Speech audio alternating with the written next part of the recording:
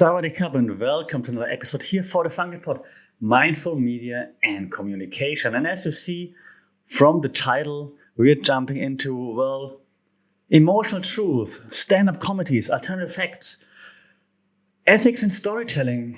Pick one. We're trying to figure it all out today in this episode, right? So yeah, welcome to the Funky Pod, the show where we dissect all kind of media theories. We delve into digital ethics because that's what we've been doing for the last few episodes quite a lot. But hey, ethics matter. Ethics are important, and generally, here on the pod, we geek out about like the state of modern media landscape, what's happening, current developments, and so on. You know me by now, media prof by day, and what am I by night? I don't know. Stand-up comedy hater apparently by now. Let me know what I am by night. And I don't want to say the word. Maybe I should say it. Let's say it. Scandal. Do we have a scandal at our hands? Do we have a Hasan Minhaj scandal at our hands? Yeah, we're jumping right now. We're jumping into that steaming hot controversy surrounding stand-up comedian Hasan Minhaj, who has come under like fire for embellishing stories about his life, his upbringing, and so on. So fabricated tales in a comedy routine, right? Who would have thought it? Who did think about it? Who would have thought that this might happen? But hey, is that all? Is it really just making up stories for the sake of comedy, or is there more to it? And why is it a big deal right now? And that's what I'm going to try to figure out with you right now. Okay, so what happened? Okay, so let's set the stage. Okay, so Hasan Minhaj, acclaimed comedian, former Daily Show correspondent, he had his own show, Netflix Patriot Act, is under the magnifying glass right now for allegedly fabricating stories about his past, particularly his family life and his upbringing, like things that happened with/to his family and in his upbringing. So, okay, but let's be real, right? Embellishing for effect is as old as storytelling itself. But of course, we're in an era right now where everything is scrutinized, right? And credibility is a very, very, very fragile thing right now. So when the audience discovers that the stories were not entirely true, it feels a bit like a betrayal, right? You feel sympathetic for the man, for his stories, and now you're like, hey, so all this stuff that made me like you wasn't really true? And that's what kind of get the internet buzzing, right? Twitter/X is ablaze, and people are debating the role of truth in comedy right now, which is kind of like a paradox, right? But more on this in a moment. But even big podcasts, like comedy podcasts, such as Flagrant, for example, with Andrew Schulz and Akash Singh and all the other 17 people that are talking there, they talked about it, right? So yeah, embellishing fine, adding something to it fine, but making up complete fake background stories, maybe not fine. Right? The thing is, comedy often gets this pass for being just jokes, right? But when it crosses into the realm of personal stories, it hits different. It's not just a made up story. It's like, dude, you betrayed me. You made up a personal story. I believed you, and now it's not true. So we now start questioning, kind of, right? Where is the line? Where's the line? Where do we draw the line? And this leads me to the point now to talk about media ethics and maybe even what's emotional truth. So Hasan Minhaj, right? He argues that the stories that he told on stage, while not factually accurate, they convey emotional truth. It must be one of my favorite words right now. It's like applying makeup to a narrative. Okay, it enhances the features, but doesn't quite reflect the bare face, if you will. And that, in my opinion, and feel free to let me know if I'm right or if you disagree with me, but in my opinion, that's dangerously close to that notion that we had back then to alternative facts, which we saw wreak havoc in the political landscape, if you remember a few years ago. I mean, we're kind of like eroding the importance of truth in storytelling, aren't we? It's like, oh, hey, that really didn't happen, but it kind of supports my story, so I'm just going to talk about it over and over again to make people believe it. Like, yeah, you can see it from my face probably if you're watching the video. Please don't watch it, just listen, because I'm shook because, yeah, I like storytelling and storytelling is important, but faking it and trying to get like this emotional connection because of your fake backstory. So again, making up your funny stories, all good, but like your fake backstory, yeah, and there's more to it because, well, I hope you're theory nerds, because if you are theory nerds, buckle up, there's more. So Walter Fisher, right, back then came up with a few interesting communication theories. One of them is the narrative paradigm theory. Okay, that's an important one in this case, the narrative paradigm theory. And this theory argues that storytelling is the essence of communication. And we talked about this on this podcast before. But here's the catch. He says the story has to resonate on two levels, okay? Coherence and fidelity.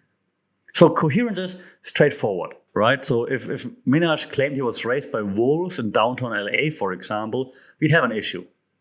But he told plausible stories that they were internally consistent. Like, okay, yeah, brown kid growing up in the US, blah, blah, and so on. Okay, yeah, cool.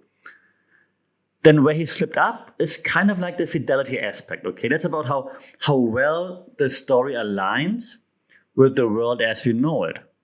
And his stories, they do resonate, or they resonated because people thought they were true.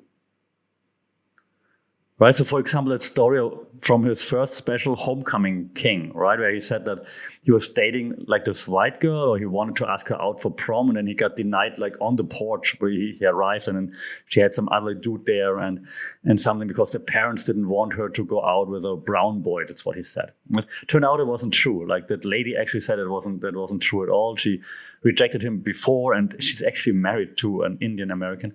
So that wasn't really true, but it felt like it fits the upbringing of the poor, how he called himself, brown boy in the US. But now it turns out it wasn't true. So now the question is it ethical for comedians to like blur those lines, to cross the line, to move the line? Like, where do we draw the line? And I think that's a legitimate question because, should comedians be held to the same ethical standards as journalists? Now, initially you would say no, right? But let me make a point. Biggest podcast on the planet, and I'm just reading that, but I mean, for sure, Joe Rogan, who's a stand-up comedian, Flagrant, probably also up there when it comes to viewerships. Brilliant Idiots, also another Andrew Schultz one with Charlemagne. And I know they say we're just flagrant for fun and we're the brilliant idiots, so if it's not true, we're the idiots. Yeah. But if you have so many viewers that you influence, don't you need to uphold the standards, or certain standards at least? And I'm not saying they have, I'm just putting out the question, right? Do we need a comedy version of the Hippocratic Oath? Yeah, we give comedians latitude because they make us laugh, right? But when does this latitude become like a slippery slope is the question. And so it's an actual question I'm asking, so please let me know the answer. And this led, because we're still geeking out, right, over communication and media theories. So segueing into like Jürgen Habermas, who's like very famous when it comes to communication and media theories. He kind of like coined the public sphere theory, okay? So he said, well, the public sphere is a marketplace of ideas, right? So the public sphere meaning everything that's public out there where you communicate, right? So comedy clubs, that was German, sorry, comedy clubs, like Twitter feeds, podcasts, YouTube videos, they all act as like those mini public spheres, okay? So when someone like Hasan Minhaj, who has like a huge platform, obviously, fudges facts, it's not just about him, okay? It's about the integrity of these public discussions. So how do we trust this public marketplace if some of the goods are like counterfeit goods? You see what I'm saying? Like if you go to a marketplace, and we have a very famous market here in Bangkok, for example, truck market, I don't go there to buy an actual Rolex or an actual, Apple AirPod or whatever, because I know everything is fake. So once you know everything is fake there, you just go with the intention of, like, I'm going to buy something cheap, nothing real, it's all fake. So now if this applies to like the public sphere that we consume comedy in, for example, so it's all on YouTube. So are we just saying like all the comedy videos on YouTube are BS? Does it matter though, right? If it's BS but it still entertains, it's a difficult question, as you can see. And before we come to a conclusion in just a bit, or like a quick takeaway, because concluding is difficult, but there's one more theory I wanted to throw at you because you're nerding out right now, which is the spiral of silent theory. And we talked about this theory on the podcast before, if you remember. I'm sure you remember.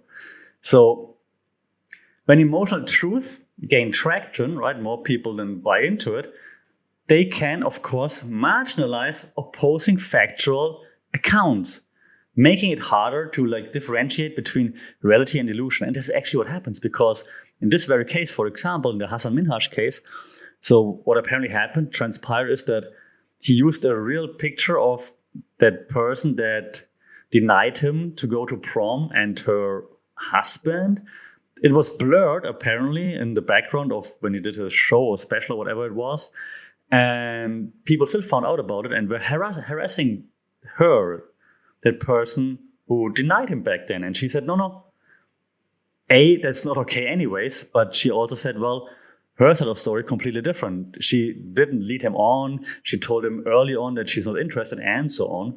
And so he just embellished the story. And again, could be fun, but then if you impact the life of an actual person,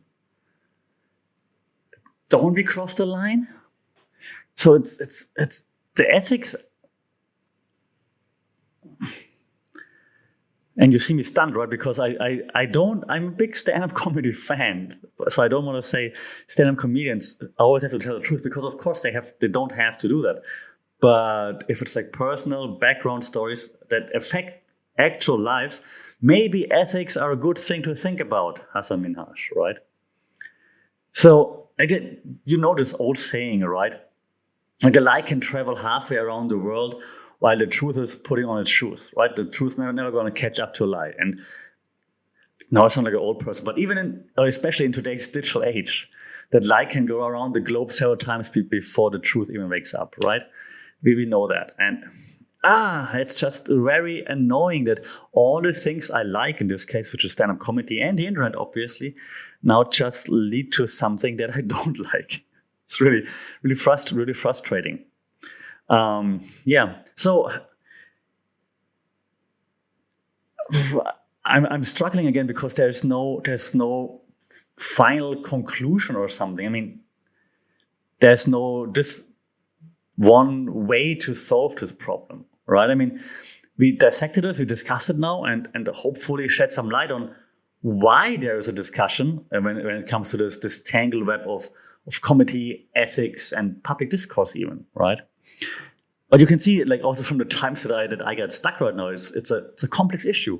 And as consumers of media, be it like comedy, news, anything in between, we need to be like vigilant in this area of fake news. And there's that terrible word again, fake news and alternative facts, right? Because you need to have a discerning mind, and your discerning mind is always your best defense. And I hate to always bring it up, but even when consuming comedy, we have to think about it. Isn't it frustrating? And then maybe, just maybe, the next time we love it, like a comedian's true story, we'll take it with a grain of salt. Or in this case, maybe even a whole salt shaker, because apparently you can't trust anything or anyone. So let's face it. Orange isn't the new black. Skepticism is the new black. And having that said, I'm gonna go cry now. That's it for this episode. Let me know your thoughts, because it's really, really, really sad that such a great art form, such a great form of storytelling comes now under scrutiny just because of that. And the thing is that he's not even apologizing. He's still saying like, yeah, that's emotional truth, so I stick to it. Let me know your thoughts. Am I exaggerating? Like, do you think, no, that's fine, you just made up some stuff, it's everyone's making up stuff. Yes, but not those emotional background stories. You make up jokes, you make up the punchlines, or you make up the setup for the punchline, or yes, but not like the emotional background story. Let me know. So again, let me know your thoughts. What do you think? Emotional truth, totally fine, or like no, there needs to be like some Hippocratic oath for comedians or something like this. As always, looking forward to the discussion on social media at FunkitPod, email funkitpod@gmail.com, like, share, subscribe. Tell Hasan Minhaj to subscribe and come on the podcast, and leave a review if you can. It would be fantastic. Until then, let's go cry together. Stay safe. Take care. Sawadee Cup.